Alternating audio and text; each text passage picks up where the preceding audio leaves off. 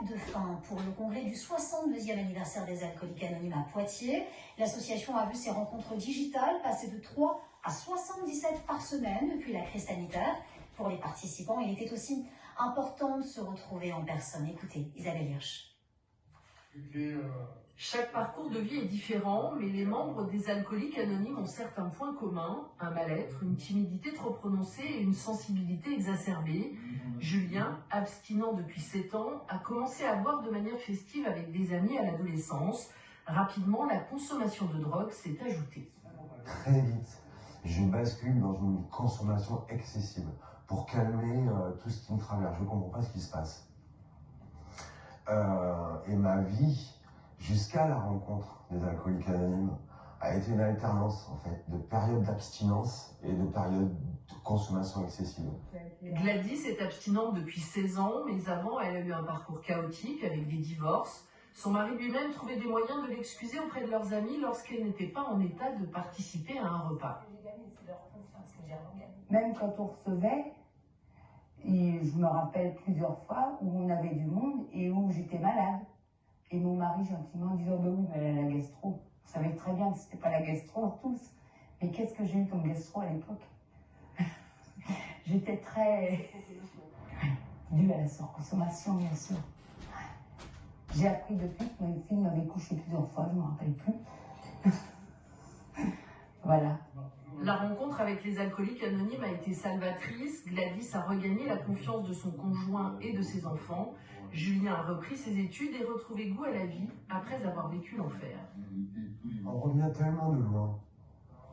On a tellement souffert, on était à un fil de perdre la raison. Même j'ai perdu la raison à un moment donné. Et de perdre la vie, quoi. Et quand vous voyez tout le parcours que vous avez fait, c'est tellement presque miraculeux au sens où vous ne pouvez pas vous imaginer en arriver là. Le programme nous permet de nous aimer, de nous réconcilier avec nous-mêmes, donc d'aimer les gens et d'aimer la vie, tout simplement. Et on parle et de ce congrès et des Alcooliques Anonymes avec notre invitée de ce soir, Marie Maquier. Bonsoir. Bonsoir. Merci beaucoup d'avoir accepté notre invitation. Vous êtes la présidente France des Alcooliques Anonymes. Ce congrès, il intervient pour la 62e année, 62 ans. Aujourd'hui, c'est une date d'anniversaire. En tout cas, pour les Alcooliques Anonymes, ça a été un succès à Poitiers? Oui, plus de 700 personnes étaient réunies là pendant ces 2 jours. C'est une joie parce que en province, souvent on a un peu moins de monde mais qu'à Paris, où ça attire plus. Mais beaucoup de monde, des gens du monde entier. Il y a eu des Suisses, des Belges, même des Canadiens qui sont venus nous voir. Incroyable. 700 personnes, c'est pas rien. Hein. Comment est-ce qu'on sait qu'on consomme trop, qu'on consomme trop souvent? C'est quoi le déclic, le déclencheur? Alors, déjà, quand on ne peut plus faire quelque chose sans boire, déjà, c'est une belle alerte. Par ça, qu'est-ce que vous voulez dire? Par exemple, voilà, qu'on a besoin de boire pour aller au travail, ou qu'on a besoin de boire pour aller parler à quelqu'un, ou faire quelque chose, ou juste pour supporter une journée, en fait. Ça, c'est un vrai signal. Mais après, il y a aussi le fait de perdre le contrôle. C'est-à-dire, on se dit, ce soir, je boirai qu'un ou 2 verres, et puis finalement, on se retrouve à vomir sous la table. Tout ça, c'est des signes, bien sûr. Plus que la quantité, finalement. C'est les conséquences. Comment est-ce que vous les accompagnez, ces Alcooliques Anonymes, au quotidien avec l'association? Moi, alors, en tant que présidente, donc, je suis psychologue, je suis une professionnelle. On est 4 professionnels à accompagner l'association Alcooliques Anonymes bénévolement.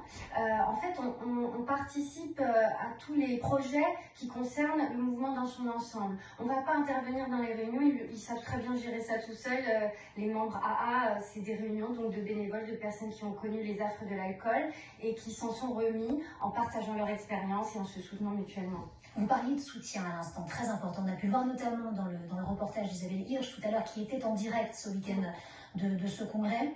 Qu'est-ce qu'on peut dire aux gens qui nous regarderaient aujourd'hui, qui auraient un problème d'addiction, qui n'oseraient pas peut-être aller consulter, aller en parler, parce que parfois on a honte aussi. Qu'est-ce qu'on leur dit à ceux qui nous regardent aujourd'hui? Vous n'êtes pas seul. Il y a beaucoup de personnes qui souffrent comme vous.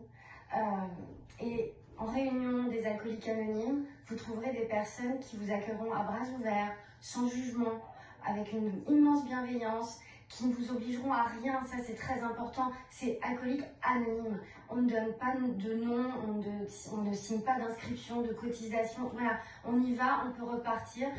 Évidemment, les Alcooliques Anonymes, leur but c'est de vous aider à arrêter de boire. Mais si vous n'êtes pas prêt, c'est pas grave, il y a des personnes qui mettent des mois à arrêter de boire et c'est ok. Eh bien, on gardera cela, de la solidarité et surtout pas de jugement. Merci beaucoup Marion Napier. Je rappelle que vous êtes la présidente des Alcooliques Anonymes France.